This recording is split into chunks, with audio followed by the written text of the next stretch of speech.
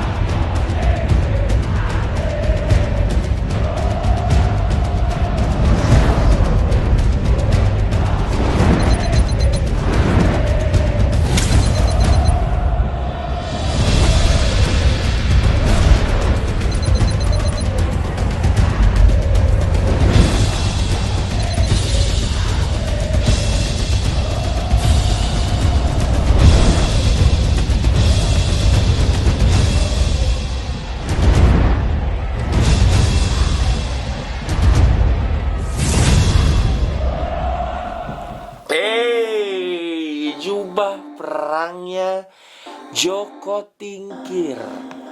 Memang kalau ada klub yang punya julukan berhubungan dengan pahlawan di sejarah kita, memang bisa sangat sekali dihubungkan dengan senjata. Karena memang jersey ini memang salah satu senjata, jubah perang bahkan. Dan khusus untuk tim asal Lamongan, ini jersey tahun lalunya tuh. Keren ya. Dan gue mau nge-review jersinya Persela Lamongan 2020. Udah di unboxing dan ini dia penampakannya guys. Gimana? Gue seneng sih sama namanya Persela Lamongan ini. Udah 3 tahun ya. 2 tahun kan mereka kan jersinya dari Forium, brand asal Amerika.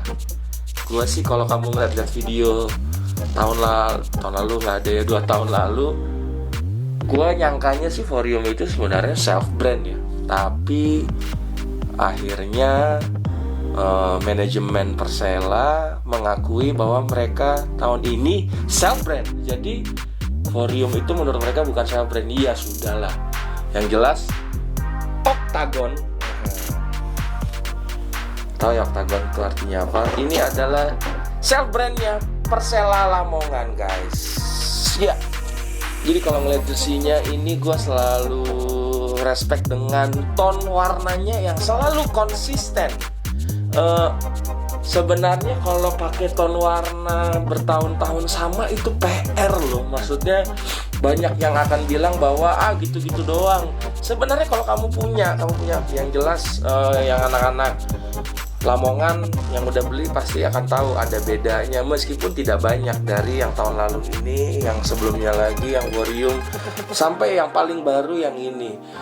Masalahnya bagaimana PR-nya orang di belakang layarnya Persela meyakinkan atau memberikan sentuhan-sentuhan terbaru dari jersey Persela di musim yang baru. Dan ini memang kita lihat ya, dia memang kalau tahun lalu agak ada titik-titiknya di sini, air, yang sekarang ini filosofinya sih tidak ada di kainnya. Tapi kainnya berbeda ya. Dia ini kain klasik.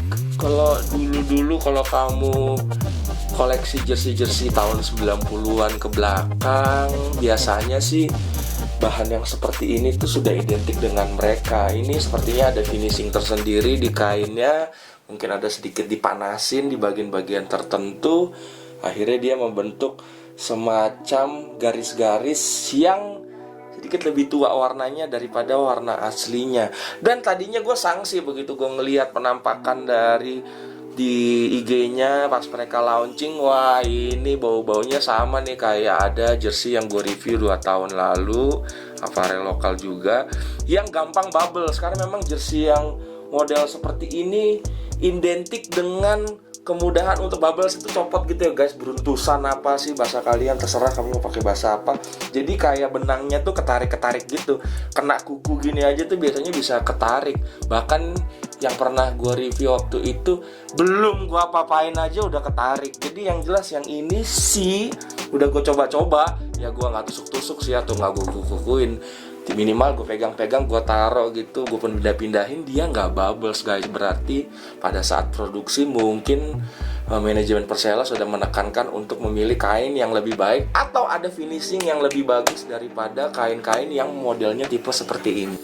Dan yang menarik juga kalau yang kain seperti ini biasanya kan dia tuh vertikal, garis-garis ke bawah, ada juga yang horizontal, tinggal disublim warnanya. Tapi yang ini dia diagonal guys.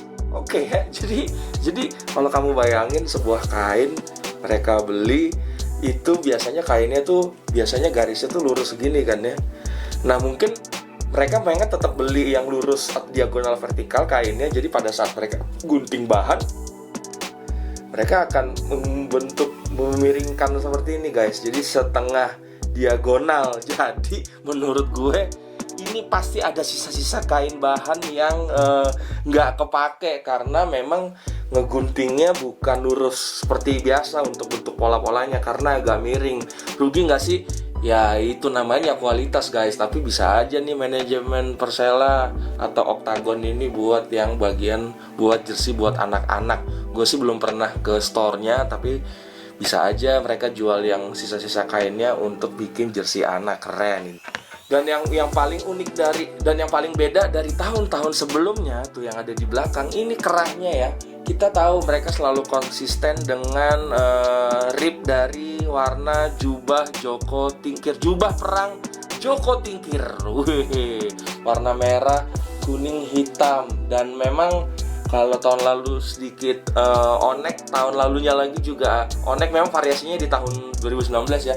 Tahun ini dia kerahnya seperti ini, bentuknya V, rapi jahitannya, kerahnya berfungsi dengan baik, ribnya berfungsi dengan baik, variasinya dapat. Kalau di lengannya sih masih sama, memang cuma kepertinya agak-agak lebih tebal daripada tahun-tahun sebelumnya, tapi nggak ada masalah. Cuma yang mau gue masalahin adalah kembali bar yang di belakang. Memang mirip-mirip sama jersey Vapornit ya, nggak apa-apa lah, namanya juga terinspirasi, keren kok dan bisa dieksekusi dengan baik. Cuma ribnya ini horizontal ya, horizontal. Jadi dipasangnya seperti ini, seperti melurus ke bawah seperti ini biar garisnya kelihatan jelas. Sayangnya pada saat ditarik ke kiri dan ke kanan dia mati. Karena apa? Harusnya sih ribnya vertikal ke atas. Jadi pada saat dia vertikal ke bawah, ke vertikal begini, pada saat ditarik ke kiri dan ke kanan ya berfungsi dengan baik. Jadi ya kurang maksimal sih untuk pemakaian bar di sini ya. Sama sebenarnya sih sah-sah saja kalau mau ada warna seperti ini. Cuma ya kalau memang tadinya bisa dipikirkan lebih baik untuk posisinya mungkin lebih keren lagi guys. Dan untuk logonya tahun ini mereka di press ya. Kalau tahun lalu kan biasanya di bordir. Memang lebih bagusnya di bordir karena lebih kuat. Tapi yang namanya variasi nggak apa-apa. Mudah-mudahan ini dieksekusi atau ditempel dengan baik biar nggak copot-copot. Sedangkan untuk logo Octagonnya dan sponsornya di sini ini memakai printable. Ini motifnya memakai motif raglan, cukup rapi, cukup bagus, lebih improve dari tahun sebelumnya. Kalau tahun sebelumnya kerahnya sih menurut gua agak-agak gimana gitu, yang kelihatan tulang lehernya. Mungkin memang pilihannya seperti itu, tapi kalau yang tahun ini lebih ketutup, lebih rapi dan sudah pakai ring. Jadi pada saat dipakai nyaman dan aman. Dan kita tahu Persela biasanya di awal musim biasanya selalu ada si sponsor yang sosis ini di depan. Tahun lalu ada penambahan di sini. Ya kalau kita beli di awal-awal sih biasanya ada suatu sponsor. Kalau nanti kamu mau ada sponsor baru lagi ya sok nambah aja, datang ke store-nya untuk beli sponsor baru. Di belakangnya ada sponsor besar juga, tinggal kasih name set yang keren dan kita tahu desainnya tidak ada yang luar biasa. Yang tetap menarik adalah dengan tonnya. Kita lihat nih tahun depan mau dibikin seperti apa. Dan kita tahu yang paling keren dari Persela Lamongan, mereka nggak pernah jual jersey lebih dari 300.000, bahkan kemarin tuh 230 ya. Tahun ini mereka jual 260, selalu murah dan selalu aman dan rapi dan banyak yang beli. Dan gue yakin harga segitu khusus untuk fansnya Persela, jadinya mereka merasa semua jersinya bisa dinikmati bersama. Kamu bisa datang ke store-nya Persela Store dan kamu bisa memilikinya dengan tidak membeli dengan harga mahal. Mungkin yang lain-lain ada yang sampai 400, ada yang 500, bahkan ada yang 1 juta dengan gimmick ya. Persela cukup sukses konsisten dengan harga jersey yang cukup terjangkau dan cukup murah, dan kolektor yang jelas pasti wajib beli jersey Persela Lamongan 2020 ini. Oke guys, thank you. Kita ketemu lagi di review selanjutnya.